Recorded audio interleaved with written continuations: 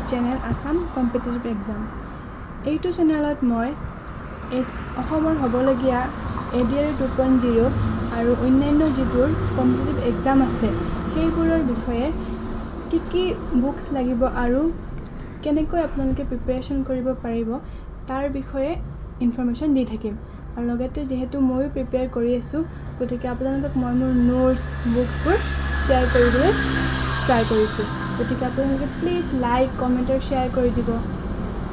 ফাৰ্ষ্টতে আপোনালোকেতো ক্লাছ 6ৰ পৰা ক্লাছ 12লৈকে NCERT হিষ্ট্ৰী জিঅ'গ্ৰাফী আৰু পলিটিকেল চায়েন্স সকলোবোৰ ভালকৈ পঢ়িব লাগিব। তাৰপিছত যেতিয়া আপোনালোকৰ বেছিকখিনি হৈ যাব তেতিয়া আপোনালোকে ইন্ট্ৰডাকশ্যন টু আছাম এইখন ল'ব পাৰে। যিহেতু মই ইংলিছ মিডিয়ামৰ পৰা প্ৰিপেয়াৰ কৰি আছোঁ গতিকে আপোনালোকে এইখন ল'ব পাৰে, নহ'লে আছামিজ মিডিয়ামৰটো আছে আপোনালোকে ফ্লিপকাৰ্টত চাই লৈ ল'ব পাৰে। এইখন বহুত ভালকৈ দিয়া আছে সকলোবোৰ বস্তু। এয়া কাৰেণ্ট এফেয়াৰ্ছ আছে, হিষ্ট্ৰী জিঅ'গ্ৰাফী ডেমোগ্ৰাফি আছাম,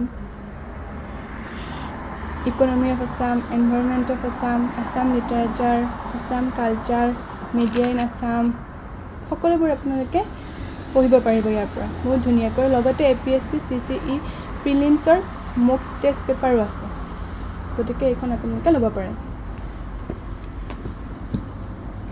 ইংলিছৰ কাৰণে আপোনালোকে এৰিহাণ্টৰ এইখন ল'ব পাৰে। এইখন সকলোবোৰ বস্তু বহুত ধুনীয়াকৈ ডিটেইলছত এটাকৈ দিয়া আছে। প্ৰেক্টিছৰ কাৰণেও এইখন বুক আপোনালোকে ল'ব পাৰে, প্লাছ বেছিকখিনি কমপ্লিট কৰিবলৈ এইখন ল'ব পাৰে। তাৰপিছত ৰিজনিঙৰ কাৰণে আপোনালোকে ইউটিউব ভিডিঅ' চাব পাৰে। ভিডিঅ'বোৰৰ পৰা ফাৰ্ষ্টত আপোনালোকে কেনেকৈ কৰে ৰিজনিং সেইখিনি চাই আপোনালোকে প্ৰেক্টিছৰ কাৰণে এইখন ল'ব পাৰে। এইখনো এৰিহাণ্টৰ হয়। মই ডেছক্ৰিপশ্যনত লিংক এটা দি দিম, আপোনালোকে তাৰ পৰা চাই ল'ব পাৰে। ফ্লিপকাৰ্টত সকলো ৰিজনিং ইয়াত কভাৰ কৰা হৈছে।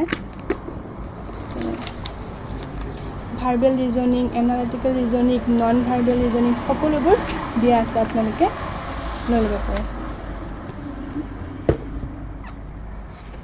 ষ্টেটিক জিকেৰ কাৰণে আপোনালোকে লুচেনখন ল'ব পাৰে। ইয়াত সকলোবোৰ ষ্টেটিক জিকে কভাৰ কৰা আছে ডিটেইলছত। আৰু লুচেনখন দুটা পাৰ্ট আছে, এখন অবজেক্টিভ আৰু এখন ছাবজেক্টিভ। মই যিহেতু ছাবজেক্টিভ কিনিছোঁ আপোনালোকে অবজেক্টিভখনো ল'ব পাৰে। দুইখনেই আমাৰ এক্সামৰ কাৰণে হেল্পফুল হ'ব। মেথছৰ কাৰণেতো মই ইউটিউবৰ পৰাই কৰি আছোঁ, মেথছ উইথ অভিজিত ছাৰৰ পৰাই কৰি আছোঁ। আপোনালোকে প্ৰেক্টিছৰ কাৰণে যিকোনো মেথছ বুক লৈ তাৰ পৰা নিয়ম বেছিকখিনি ক্লিয়াৰ কৰি মেথছখিনি চাই ল'ব পাৰিব।